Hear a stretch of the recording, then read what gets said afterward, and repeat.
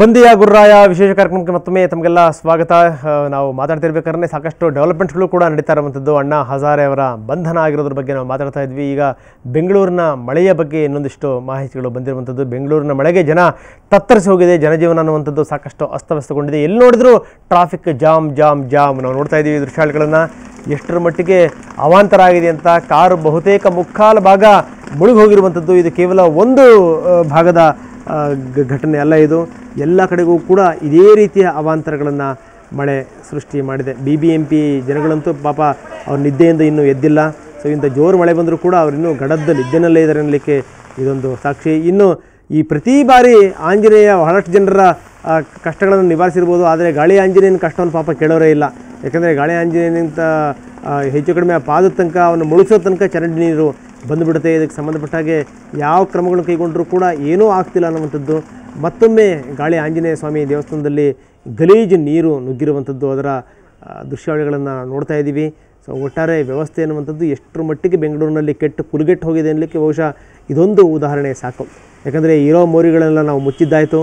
ಈ ಗಾಳಿ ಆಂಜನೇಯ ಸ್ವಾಮಿ ದೇವಸ್ಥಾನಕ್ಕೊಂದು ಇತಿಹಾಸ ಇದೆ, ಒಂದು ಹಿನ್ನೆಲೆ ಇದೆ. ನದಿಯ ದಡದ ಮೇಲೆ ಇದ್ದಂಥದ್ದು, ವೃಷಭಾವತಿ ನದಿಯ ದಡದ ಮೇಲೆ ಅಂತ. ಆದರೆ ನದಿಯನ್ನು ಚರಂಡಿ ಮಾಡಿರುವಂಥ ಕೀರ್ತಿ ನಮಗೇ ಸೇರಬೇಕಾಗಿರುವಂಥದ್ದು.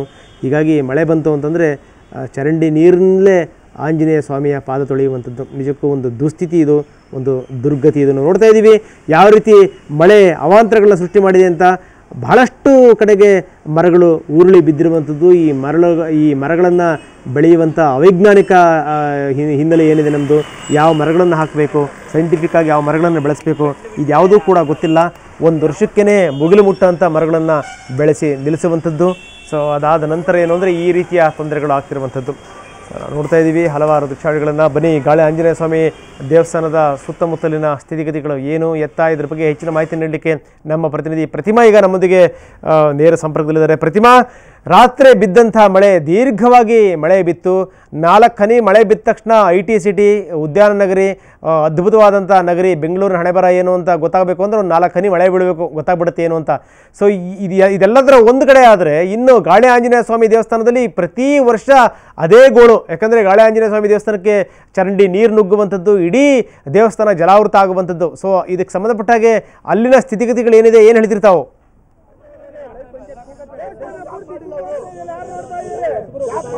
ನಿಜಕ್ಕೂ ಇಲ್ಲಿ ಭಾರದ್ವಾಜ್ ಇಲ್ಲಿನ ಸ್ಥಿತಿಗತಿಯನ್ನ ನಾವು ವಿವರಿಸಲಿಕ್ಕೆ ಸಾಧ್ಯ ಇಲ್ಲ ಅಂತ ಹೇಳ್ಬೇಕು. ಯಾಕಂದ್ರೆ ಆಂಜನೇಯ ಸ್ವಾಮಿಯ ದೇವಸ್ಥಾನಕ್ಕೆ ನೀರು ನುಗ್ಗಿರೋದು ಮಾತ್ರ ಅಲ್ಲ, ಸುತ್ತಮುತ್ತಲಿನ ಅಂಗಡಿಗಳಿಗೆ, ಸುತ್ತಮುತ್ತಲಿನ ಮನೆಗಳಿಗೆ ನೀರು ನುಗ್ಗಿದೆ. ಹೀಗಾಗಿ ಎಲ್ಲ ಬೀದಿಗಿಳಿದಿದ್ದಾರೆ. ನೀವಿಲ್ಲಿ ನೋಡಬಹುದು, ಇದು ರಸ್ತೆ, ಮೈಸೂರು ರಸ್ತೆಯಲ್ಲಿರುವಂತಹ ದೃಶ್ಯಾವಳಿ. ಇದು ರಸ್ತೆಯಲ್ಲಿ ವಾಹನಗಳ ಸಂಖ್ಯೆಗಳ ಜೊತೆಗೆ ಜನ ಕೂಡ ಅಷ್ಟೇ ಸಂಖ್ಯೆಯಲ್ಲಿ ನಿಮಗೆ ಕಾಣಿಸ್ತಾ ಇರೋದು ನಿಮಗೆ ಗೊತ್ತಾಗ್ತಾ ಇರಬಹುದು. ಎಲ್ಲರೂ ಬೀದಿಗಿಳಿದಿದ್ದಾರೆ. ಅವರ ಆಕ್ರೋಶ ಮುಗಿಲು ಮುಟ್ತಾ ಇದೆ. ಎಲ್ಲರೂ BBMPಯ ವಿರುದ್ಧ ಆಕ್ರೋಶವನ್ನ ವ್ಯಕ್ತಪಡಿಸ್ತಾ ಇದ್ದಾರೆ. ಬನ್ನಿ ಅವ್ರನ್ನೇ ಮಾತಾಡ್ಸೋಣ. ಏನ್ ಸಮಸ್ಯೆ ಉಂಟಾಗ್ತಾ ಇದೆ? ಯಾವ ಮಿನಿಸ್ಟರ್ ಇದ್ದಾರೆ? ಇದು 5 ಸಲ ನಮಗೆ ವಾರ್ನಿಂಗ್ ಕೊಟ್ಟಿದ್ದಾರೆ.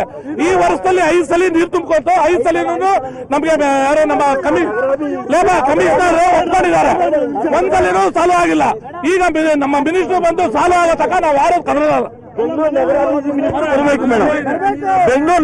ಮಿನಿಸ್ಟರ್ ಆದರೂ ಇನ್ನೂ ಕೂಡ ಬಂದಿಲ್ಲ.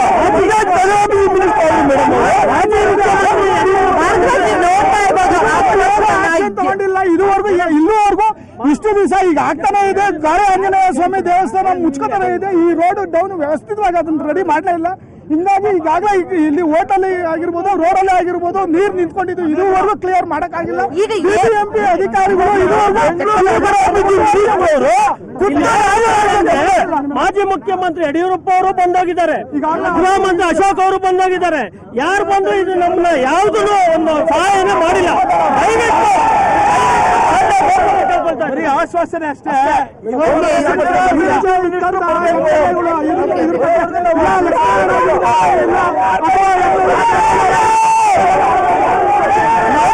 ಭಾರದ್ವಾಜ್, ನೀವು ಯಾವ ರೀತಿಯಲ್ಲಿ ಜನಸಂಖ್ಯೆ ಎಲ್ಲಿ ರಸ್ತೆಯಲ್ಲಿ ಜನನೇ ಜನ ಕಾಣಿಸ್ತಾ ಇದ್ದಾರೆ.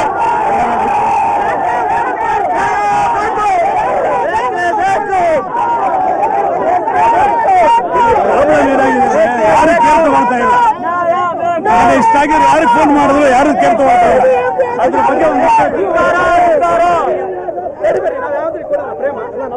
ಭಾರದ್ವಾಜ್ ನೀವು ನೋಡ್ತಿರ್ಬೋದು, ಎಲ್ಲಿ ನೋಡಿದ್ರು ಅಲ್ಲಿ ಜನನೇ ಜನ ಕಾಣಿಸ್ತಾ ಇದ್ದಾರೆ ಹೊರತು ನಿಮ್ಗೆ ಅಲ್ಲಿ ವಾಹನಗಳು ಕೂಡ ಕಾಣಿಸ್ತಾ ಇಲ್ಲ. ಅಷ್ಟರ ಮಟ್ಟಿಗೆ ಜನ ಆಕ್ರೋಶಗೊಂಡಿದ್ದಾರೆ. ಎಲ್ಲಾ ಬೀದಿಗಿಳಿದು ಹೋರಾಟವನ್ನ ನಡೆಸ್ತಾ ಇದ್ದಾರೆ.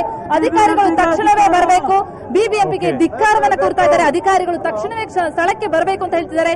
ಸಿದ್ದಯ್ಯ ಈಗಷ್ಟೇ ಬರ್ತಾ ಇದ್ದಾರೆ, ಆಗಮಿಸ್ತಾ ಇದ್ದಾರೆ ಈ ಸ್ಥಳಕ್ಕೆ. ಸೊ ಭಾರದ್ವಾಜ್, ಒಂದು 4 ಹನಿ ನೀರು ಮಳೆ ಬೆಂಗಳೂರಿನಲ್ಲಿ ಬಿದ್ರೆ ಯಾವ ರೀತಿಯ ಪರಿಸ್ಥಿತಿ ಉಂಟಾಗುತ್ತೆ ಅನ್ನೋದಕ್ಕೆ ಬಹುಶಃ ಈ ಗಾಳಿಯಾಚೆ ಹಾಗೂ ಮೈಸೂರು ರಸ್ತೆ ಸಾಕ್ಷಿಯಾಗಿ ನಿಲ್ಲುತ್ತೆ ಅಂತ ಹೇಳ್ಬೋದು.